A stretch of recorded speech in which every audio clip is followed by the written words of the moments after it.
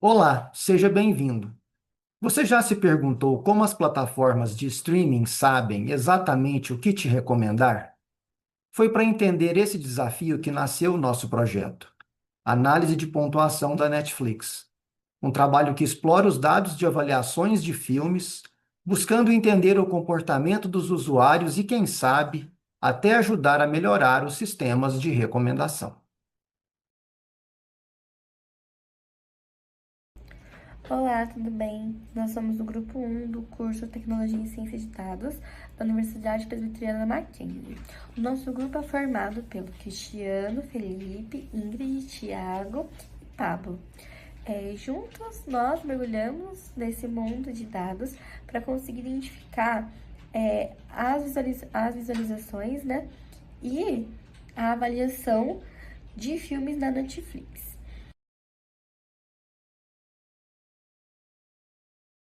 Bom, tudo isso na verdade foi inspirado em um desafio real que aconteceu em 2006, onde a Netflix promoveu uma competição global chamada Netflix Prize, que tinha como objetivo encontrar um algoritmo capaz de prever com mais precisão a nota que um usuário daria a um filme, né? O prêmio era simplesmente US$ 1 milhão. E apesar de ter tido um ganhador, a Netflix nunca chegou a implementar de fato o algoritmo ganhador. E esse desafio acabou se tornando um marco no mundo da ciência de dados. Nosso problema de estudo. Nosso projeto segue essa linha. Entender como os usuários avaliam os filmes. Queremos saber como são distribuídas as notas, se essa percepção mudou ao longo do tempo e se existem diferenças entre filmes mais antigos e filmes mais recentes. O dataset.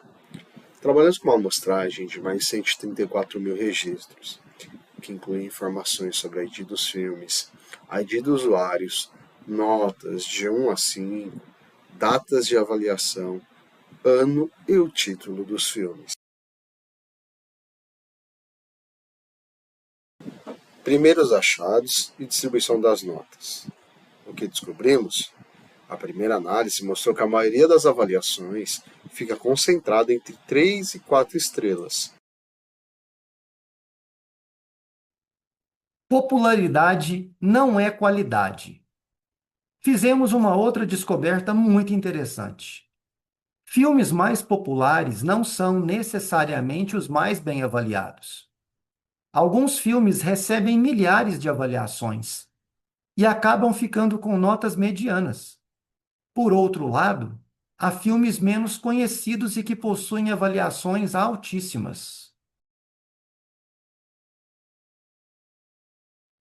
Bom, a gente também analisou como foi o comportamento dos usuários no período de amostras, né? Nesse período de 1999 a 2005. Como eles deram as notas, como foram os desvios padrão, que tipo de comportamento foi verificado nesse período. Então, como vocês podem ver na imagem, uma coisa interessante é que, de um modo geral, a gente observa uma média subindo. Essa linha azul central aqui na imagem mostra a média de avaliações subindo, ou seja, a nota dos filmes está melhorando ao longo do tempo. Isso de um modo geral. Exceto pelo ano de 2002, né? Esse ponto central aqui na imagem que, apesar da gente ter tido um aumento no número de avaliações, mais pessoas votaram, nos filmes, apesar desse fato, a nota geral dos filmes acabou caindo um pouquinho. Mas, de um modo geral, a gente vê que ao longo dos anos, de 1999 a 2005, à medida que as avaliações vão aumentando em número, a média também vai aumentando. Apesar desse aumento da nota média, a gente pode observar nessas linhas verticais azuis que o desvio padrão se mantém basicamente constante, né? Então, a gente tem aí nesse período uma nota média que vai subindo, entretanto, a dispersão dessas avaliações, a dispersão das notas, se mantém relativamente constante nesse período.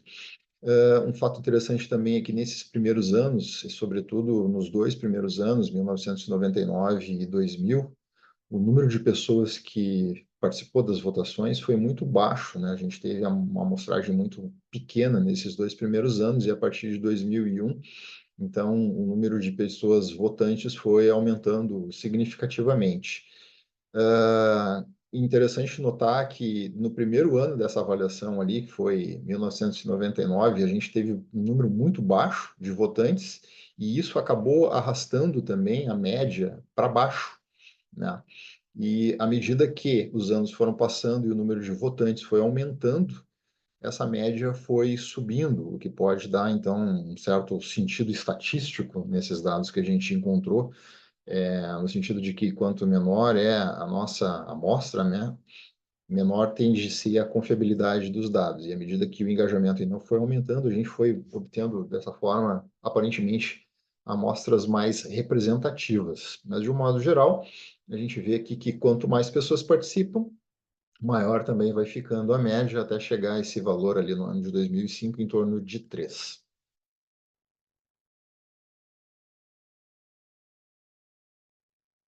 E, além disso, a gente analisou também o comportamento dos usuários, né?